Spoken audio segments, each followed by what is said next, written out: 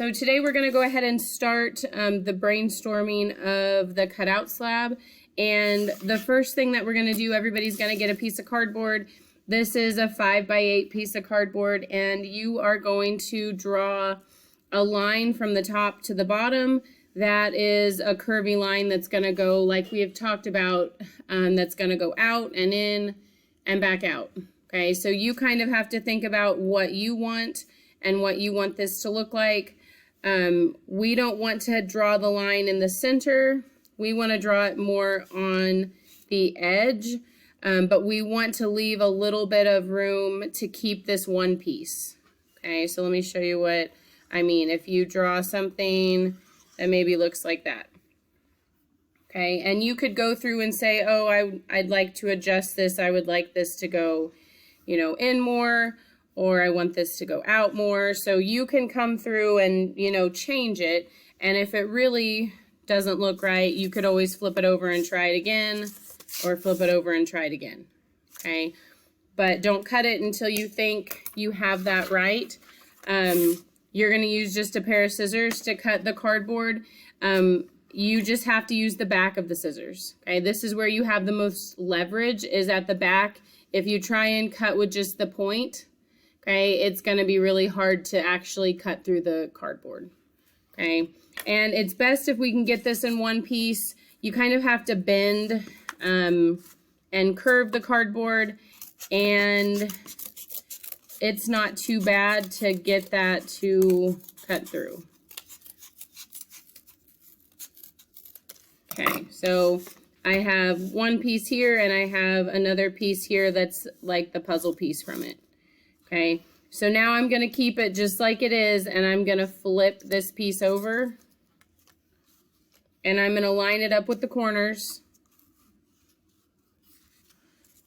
So I only have to draw one side.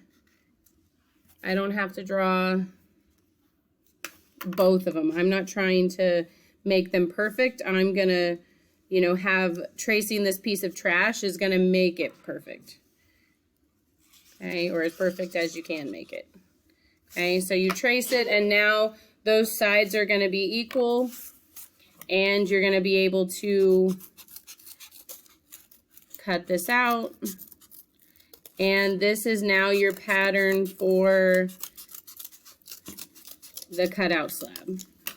Okay, so this is going to assemble just like we did those boxes where you make the pattern the long, short, but it's going to have a different shape to it. Okay, so that's why we did the boxes first and we do this one second, because we've learned a lot from that first box that we've made. These pieces, as long as you have a good pattern, these can get thrown away. Okay, so you don't need to keep that. This is an example, or at least one that got left here, of what this cutout slab looks like. Okay, so you can see that it curves on the sides.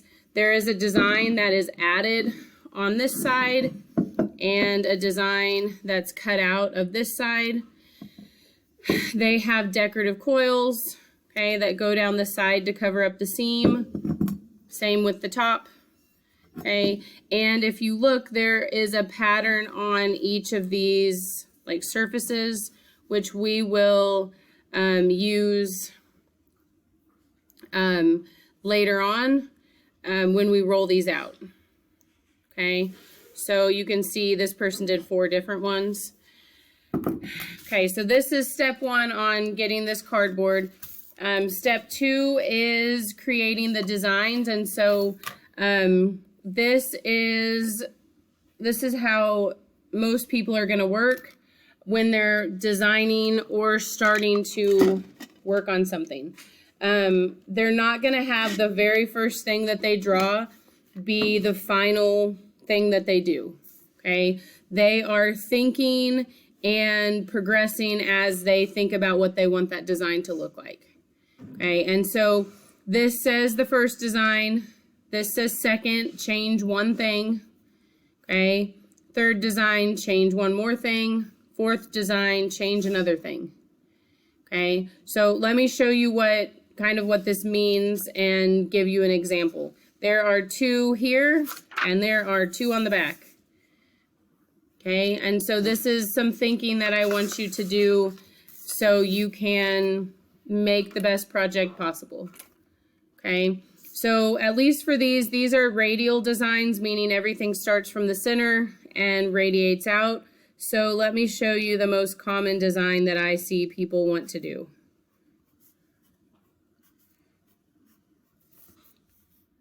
Right, this is the most common thing I see people end up with. A circle and 4 triangles. Okay, and this is nothing really exciting.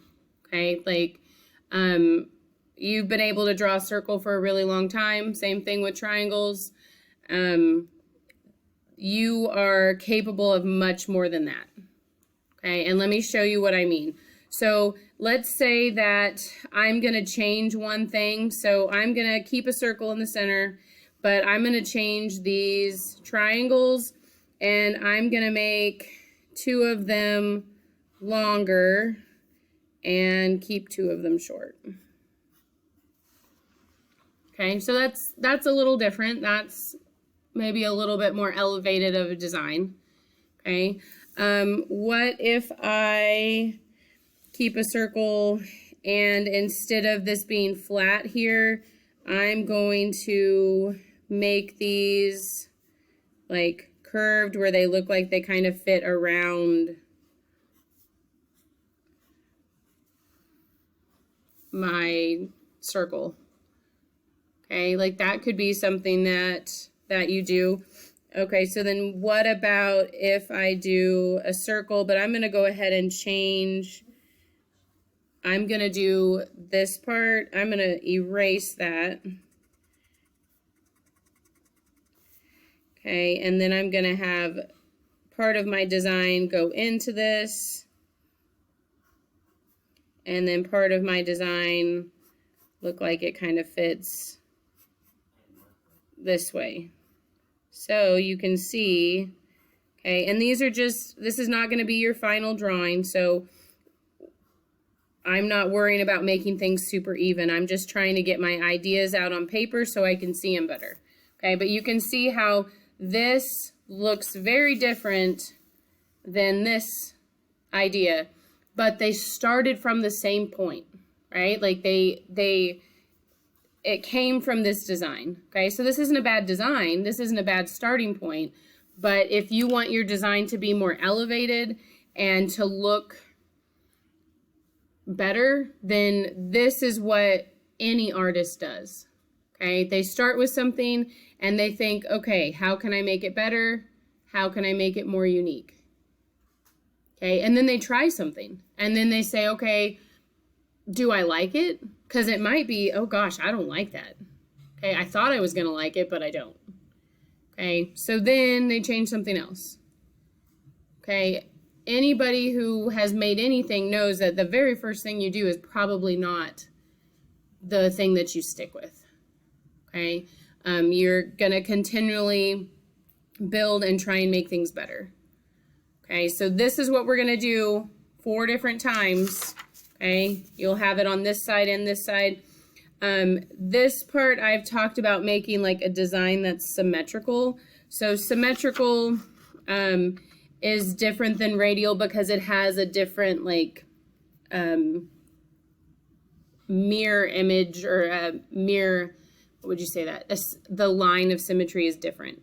Okay, so if I had something that, I have this design on one of mine that kids would want to copy a lot. Okay, so this is something that's symmetrical. It could be symmetrical this way, right, where it would flip over. It could be symmetrical this way, where it could flip over. But there's no real center, like, design or cutout for that, okay? So you'd be thinking, okay, what can I do? How can I change this? And you would do the exact same thing. Okay, so maybe for this one, I'm gonna do these pieces as solid and these pieces as,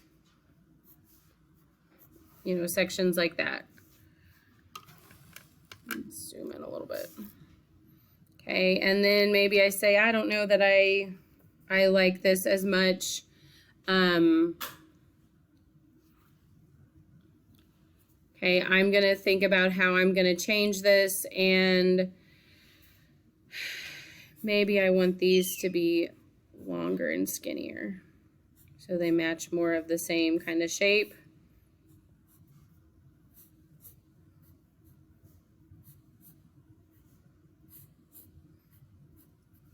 Okay, I think I like that a little bit more where these are longer. I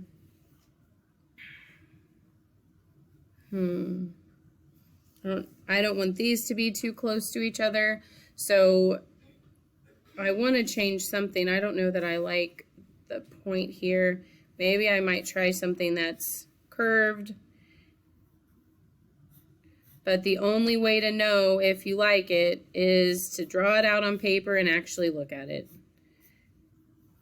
Okay, and I've seen people who they haven't stopped at this point. They've drawn something here, and then they have another paper and they drew 3 more because they're trying to figure out what they want to do. Okay, so this is what we're trying to figure out first, is some type of design and the pattern for our project. Okay, those 2 things are what we are focused on first.